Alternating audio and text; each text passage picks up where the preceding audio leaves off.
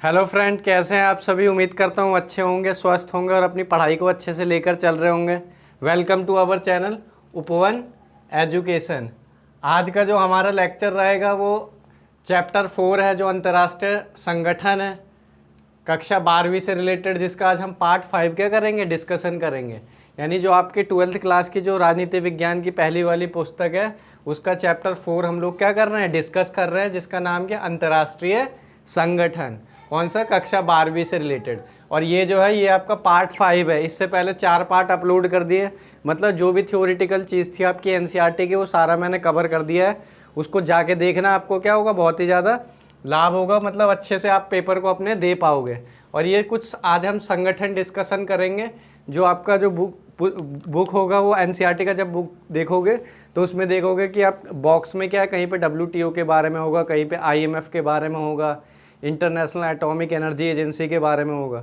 तो मैंने इसको भी क्या कर दिया यहाँ पे कवर। तो आज का जो हमारा पूरा लेक्चर रहेगा हम एक एक क्या करेंगे, संगठन डिस्कशन करेंगे। ध्यान रखना, यहाँ से भी 2 या 5 नंबर का पूछ लेता, पैसेज में पूछ लेगा या टिक मार्क लगाने के लिए आ जाएगा। तो इसको भी अच्छे से पढ़ने का क्या करोगे, प्रयास करोगे। तो देख लेते हैं। सबसे पहले हम डिस्कशन क्या करेंगे, डब्ल्यूटीओ के बारे में देखेंगे, नहीं, वर्ल्ड ट्रेड ऑर्गेनाइजेशन, विश्व व्यापार संगठन के बारे में।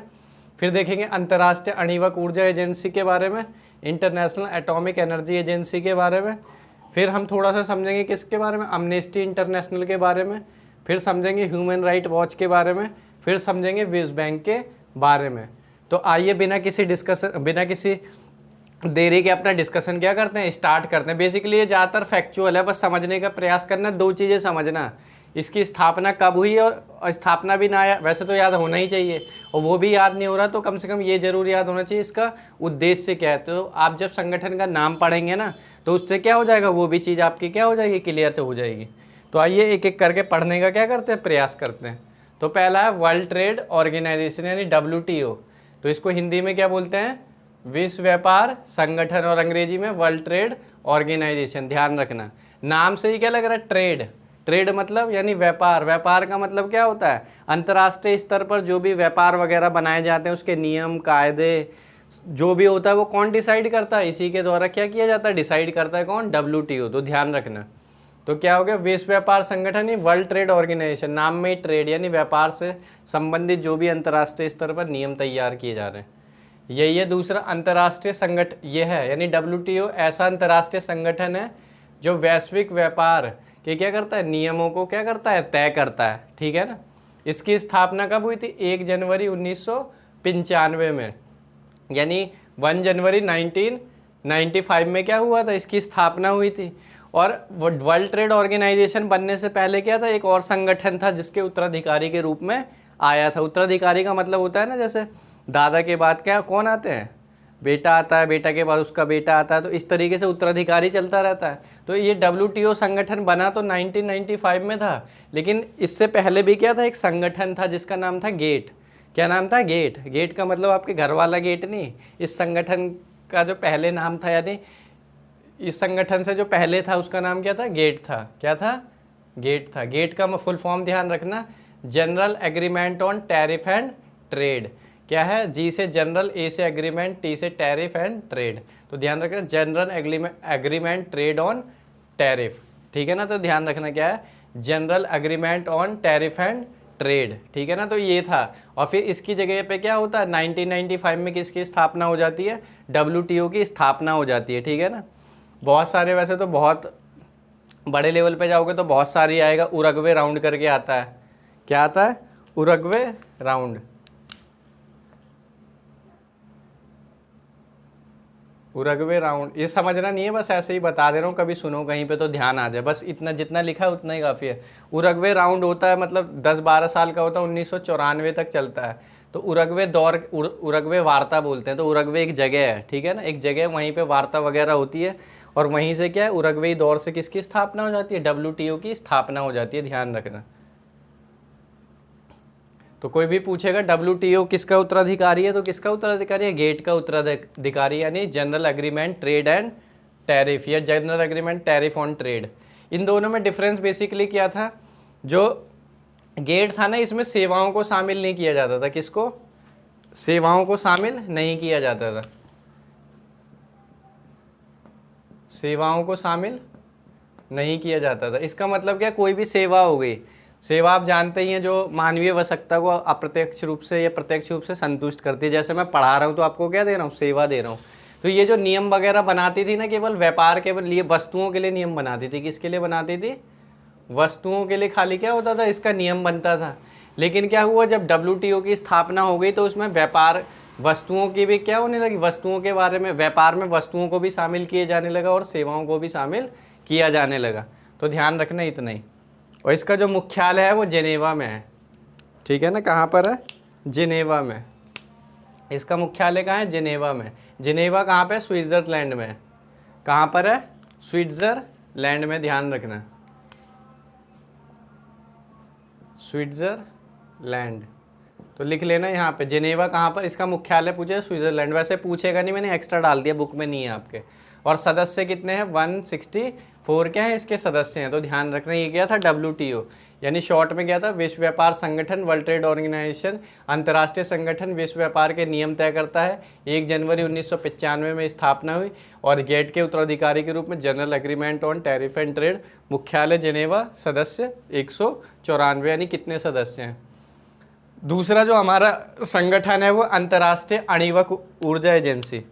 ध्यान रखना, अंतर्राष्ट्रीय अणुवक ऊर्जा एजेंसी। अणुवक ऊर्जा एजेंसी यानी जो परमाणु बम वगैरह होते हैं उनका उपयोग सही ढंग से हो, कहीं सैन्य उपयोग ना हो जाए, शांति रूप से उसका उपयोग किया जाए, ठीक है ना। तो इसलिए क्या हुई थी, इसकी स्थापना हुई थी कि शांतिपूर्वक उसका उपयोग हो। जैसे रिएक्टर वगैरह बनाते हैं, रिएक्टर का मतलब क्या होता है, जो आपका रिएक्टर, परमाणु अगर रिएक्टर वगैरह जान, जिनसे बिजली का क्या होता है, उत्पादन होता है, ठीक है ना। खैर उधर नहीं जाना, देखते हैं क्या है। इंटरनेशनल अंतर्राष्ट्रीय अणुवक ऊर्जा एजेंसी, जिसे अंग्रेजी में क्या बोलते हैं? International atomic energy agency.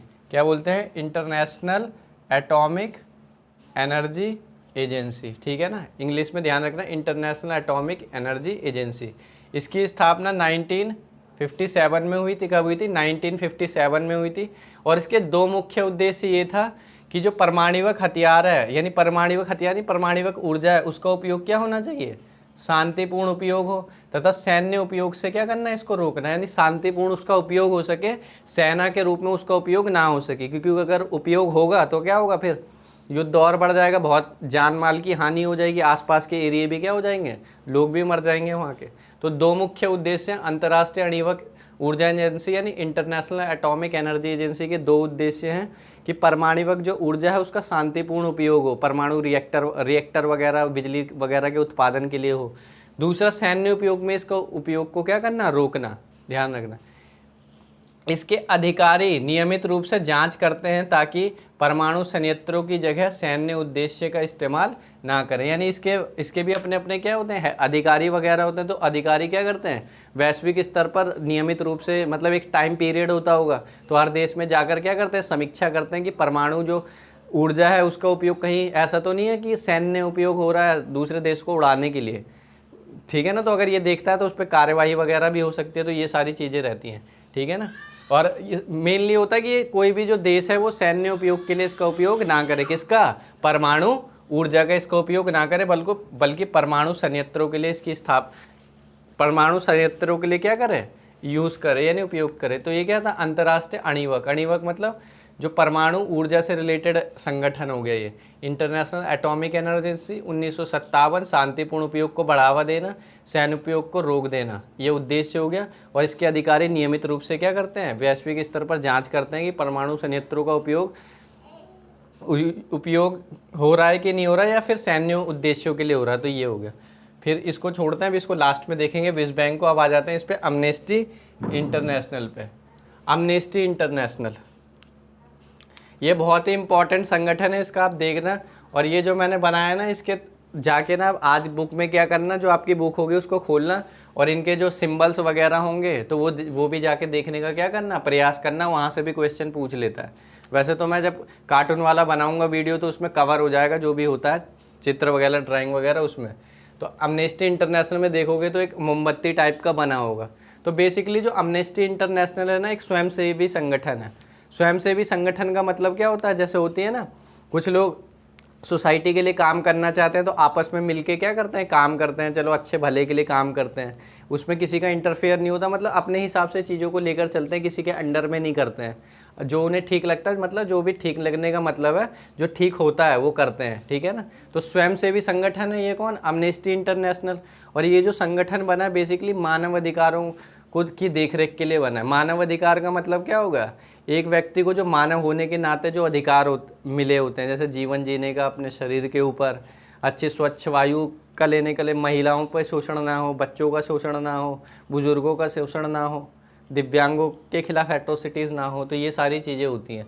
तो बेसिकली अमनेस्टी इंटरनेशनल इसलिए बना था ताकि मानव अधिकारों के संरक्षण को बढ़ावा दिया जा सके और मानव अधिकार का जो भी उल्लंघन वगैरह होता है उसकी भी देखरेख की जा सके।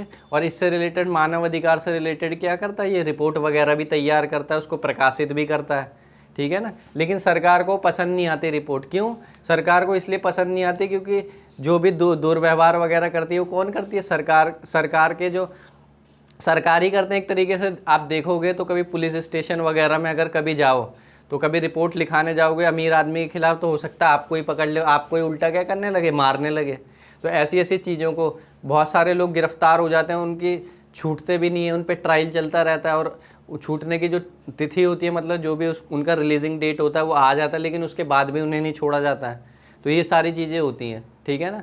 जेल में कैदियों का इतना बुरा हाल है, ठीक है ना, एक सेल में 10-10, 20-20 कैदी रहते हैं, इस पर आर्टिकल वगैरह आते रहते हैं।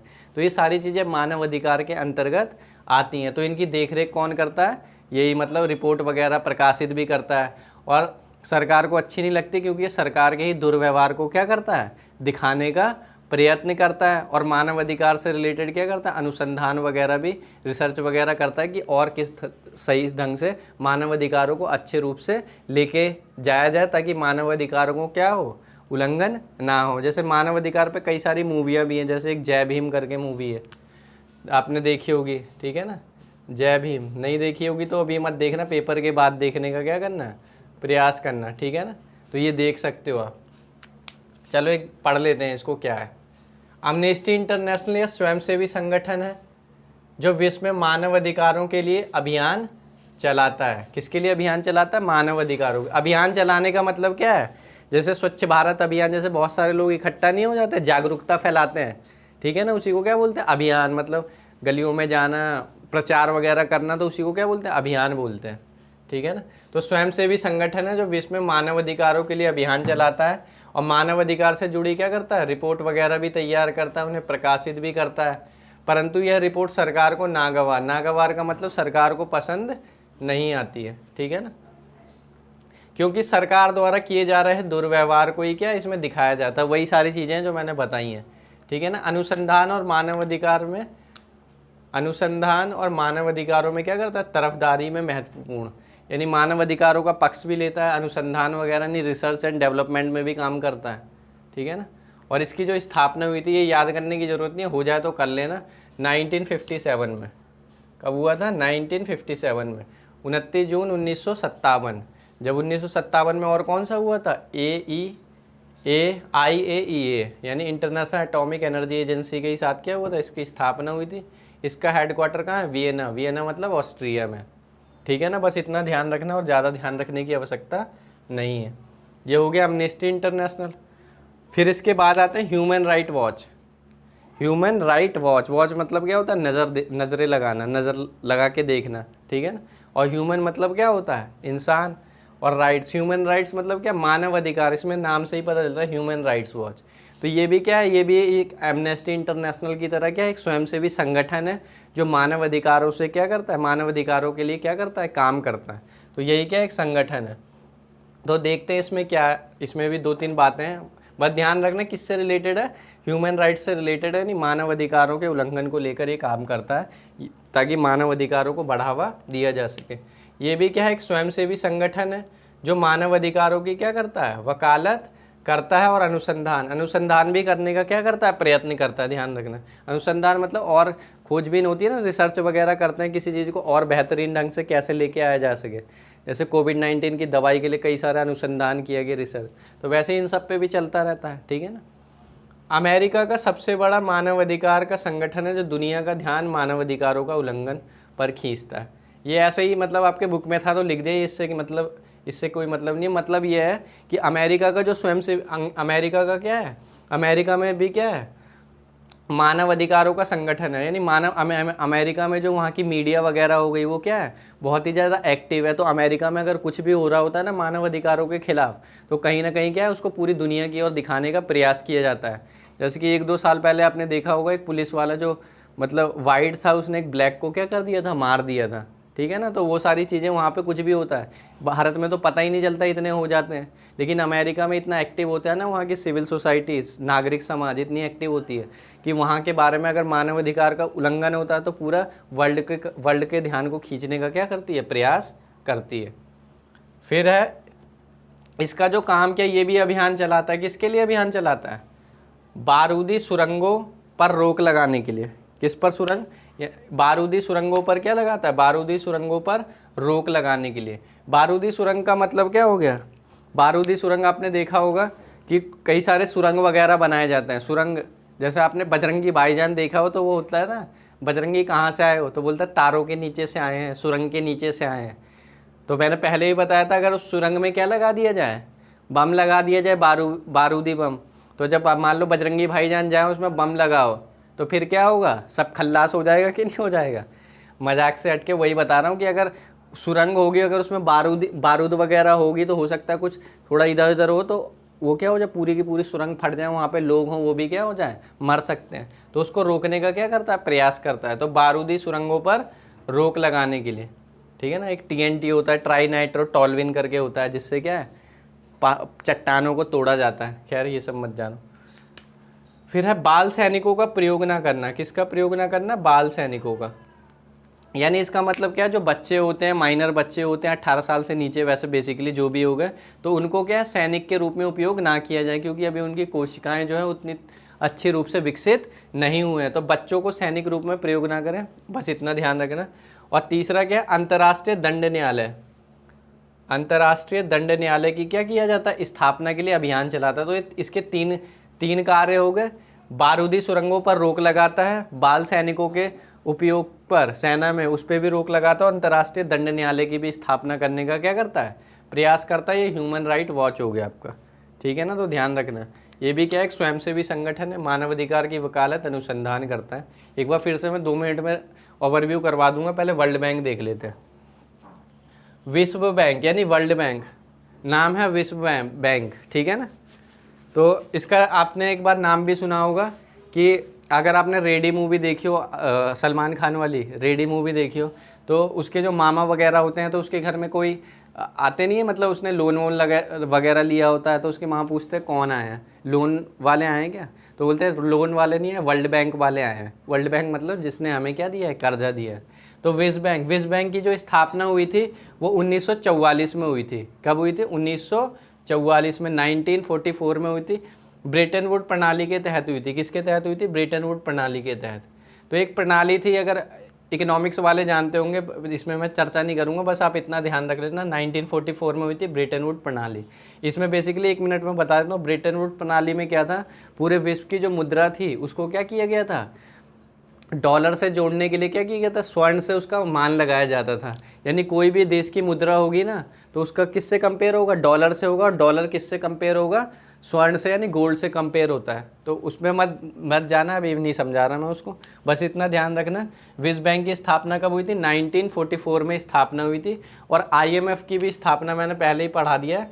IMF इंटरनेशनल मॉनेटरी फंड यानी अंतर्राष्ट्रीय मुद्रा कोष की भी स्थापना कब हुई है, 1944। तो IMF और वर्ल्ड बैंक की जो स्थापना हुई है वो किसके माध्यम से हुई है, ब्रेटन वुड प्रणाली के माध्यम से हुई है।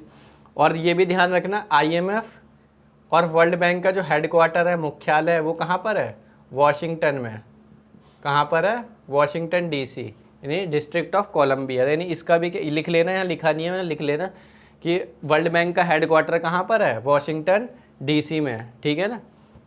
और इसकी गतिविधियाँ क्या है, गतिविधियाँ मतलब क्या कार्य करता है। वर्ल्ड बैंक का बेसिकली मतलब होता है शिक्षा को बढ़ावा देना, स्वास्थ्य को बढ़ावा देना, जो भी मानवीय कल्याण के काम होते हैं, ग्रामीण क्षेत्र को बढ़ावा देना, कृषि को बढ़ावा देना, उद्योग को बढ़ावा देना, पर्यावरण को सुरक्षित करना, ठीक है ना, ये सारे काम हो जाए। सड़क, शहरी विकास पर काम करना, सुशासन को बढ़ावा देना। सुशासन का मतलब होता है गुड गवर्नेंस, ठीक है ना। तो ये सारे क्या हो गए, उसके कार्य हो गए। मानवीय विकास, शिक्षा, स्वास्थ्य, कृषि विकास, सड़क बनाना, शहरी विकास, पर्यावरण, सुशासन। सुशासन को बोलते हैं गुड गवर्नेंस। इसको मैं मिटा दे रहा हूँ यहाँ से। जो जो एक्स्ट्रा आपको लगता है लिख लेना चाहिए तो आप लिख सकते हैं उसको। सुशासन को क्या बोलते हैं, गुड गवर्नेंस। गुड गवर्नेंस का मतलब होता है बेसिकली जो भी सरकारी काम चल रहे हैं उसमें पारदर्शिता है, भ्रष्टाचार ना हो, काम जल्दी से जल्दी हो जाए, ठीक है ना, उसके लिए रिश्वत ना देना पड़े, ठीक है ना। तो ये सारी चीज़ें किस में आ जाती हैं, सुशासन में आ जाती हैं। इसके लिए क्या करता है, वर्ल्ड बैंक काम करता है। और इसके 2 पॉइंट यहाँ पे लिख दिए। अपने सदस्य देशों को आसानी से ऋण देता है। क्या करता है, आसानी से, यानी ऋण दे देता है। जो उनके देश होते हैं ना उनके लिए ज़्यादा मशक्क़त नहीं करनी पड़ती है, तो आसानी से ऋण दे देता है। और जो ज़्यादा गरीब देश होते हैं उन्हें अनुदान वापस करने की भी ज़रूरत नहीं होती। यानी बहुत ज़्यादा गरीब देश होते हैं तो क्या कर दिया जाता है, उनके अनुदान को भी कहीं ना कहीं क्या कर दिया जाता है, माफ़ कर दिया जाता है। यानी आप पैसे नहीं है तो मत दो। बेसिकली इसकी स्थापना IMF और वर्ल्ड बैंक की इसलिए हुई थी, आप लोग जानते हैं 1939 से 1945 तक क्या चला था, सेकेंड वर्ल्ड वॉर चला था। तो पूरे देश की अर्थव्यवस्था, पूरे विश्व की अर्थव्यवस्था खस्ता हो गई थी। यूरोप पूरा आप जानते हैं हालत ख़राब हो गई थी। तो यूरोप के दोबारा विकास के लिए, आर्थिक पुनर्रचना के लिए IMF और वर्ल्ड बैंक की स्थापना की गई थी, ठीक है ना। तो ये क्या हो गया, विश्व बैंक हो गया। और इसके सदस्य, ध्यान रखना, विश्व बैंक के जो सदस्य हैं वो वर्तमान में कितने हैं, 189 सदस्य हैं, लिख लेना साइड में, ठीक है ना। तो ये था हमारा आज का ओवरऑल लेक्चर। बताना पसंद आ रहा है कि नहीं आ रहा है। एक बार मैं 2 मिनट में इसका ओवरव्यू दे देता हूँ। वर्ल्ड ट्रेड ऑर्गेनाइजेशन देखा, यह अंतर्राष्ट्रीय संगठन वैश्विक व्यापार के नियम तय करता। 1 जनवरी 1995 में स्थापना हुई। गेट के उत्तराधिकारी के रूप में हुई। General agreement tariff on trade हुई। जिनेवा में मुख्यालय, 164 मेंबर हैं। उसके बाद हमने देखा अंतर्राष्ट्रीय आणविक ऊर्जा एजेंसी, जिसकी स्थापना 1957 में होती है। तो परमाणुक हथियार को लेकर जो भी मतलब उसका उपयोग क्या हो, शांतिपूर्ण रूप से हो, सैन्य रूप में उसका उपयोग ना हो। और इसके जो अधिकारी वगैरह हैं वो नियमित रूप से विश्व की व्यवस्था की जांच करते हैं कि कहीं परमाणु जो ऊर्जा है उसका उपयोग शांतिपूर्ण उपयोग के लिए हो रहा है कि नहीं हो रहा, कहीं सैन्य उपयोग के लिए तो नहीं हो रहा। इसलिए फिर हमने देखा अमनेस्टी इंटरनेशनल, ये क्या है, एक स्वयंसेवी संगठन है जो मानव अधिकार के लिए क्या चलाती है, अभियान चलाती है। उससे जुड़ी रिपोर्टें भी निकालती है, प्रकाशित भी करती है, जो सरकार को नागवार लगती है। क्यों, क्योंकि सरकार को के बारे में ही क्या है, उनके दुर्व्यवहार के बारे में ही बताने का क्या किया जाता है, प्रयास किया जाता है। और 1957 में क्या हुआ था, इसकी स्थापना हुई थी और वियना में इसका हेडक्वार्टर है।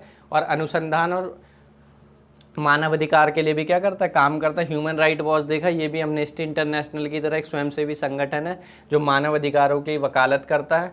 और ये अमेरिका वाला है। और इसके 3 बेसिकली मुख्य कार्य हैं। अभियान चलाता है कि बारूदी सुरंगों पर रोक लगाना, और बाल जो सैनिक हैं उनके प्रयोग पर भी रोक लगाना, और अंतर्राष्ट्रीय दंड न्यायालय की क्या करना, स्थापना के लिए अभियान चलाता है। फिर विश्व बैंक देखा, 1944 में विश्व बैंक और IMF की स्थापना ब्रेटन वुड प्रणाली से होता है। मानवीय विकास के लिए काम करता है, गरीबी, भुखमरी, ठीक है ना, कुछ भी जोड़ सकते, शिक्षा, स्वास्थ्य, शहरी विकास, कृषि, उद्योग, ठीक है ना, इन सबको, पर्यावरण, सुशासन के लिए काम करती है।